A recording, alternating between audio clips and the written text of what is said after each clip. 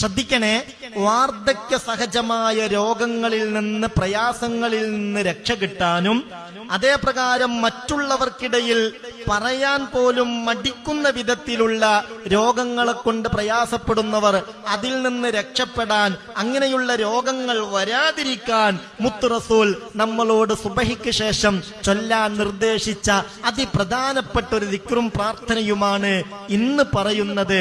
അതെല്ലാവരും ശ്രദ്ധിക്കണം, അത് ജീവിതത്തിന്റെ ഒരു ഭാഗമാക്കി മാറ്റണം. അല്ലാഹു തൗഫീക്ക് നൽകട്ടെ.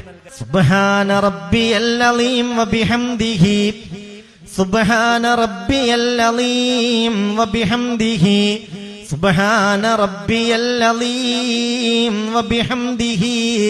ഇത് 3 തവണ ചൊല്ലുക. സാധാരണ നമ്മളുടെ നിസ്കാരത്തിൽ റുക്കൂഇൽ ചൊല്ലാറുള്ള ദിക്ർ സുബ്ഹാന റബ്ബിയൽ അലീം വബിഹംദിഹി, അത് 3 തവണ ചൊല്ലുക. അതിനുശേഷം ഇങ്ങനെ ദുആ ചെയ്യണം. അല്ലാഹുമ്മ ഇന്നി അസ്അലുക മിമ്മാ ഇൻദക വാഫിൽ അലയ്യ മിൻ ഫളലിക വൻശുർ അലയ്യ മിർ റഹ്മതിക വഅൻസിൽ അലയ്യ മിൻ ബറകാതിക.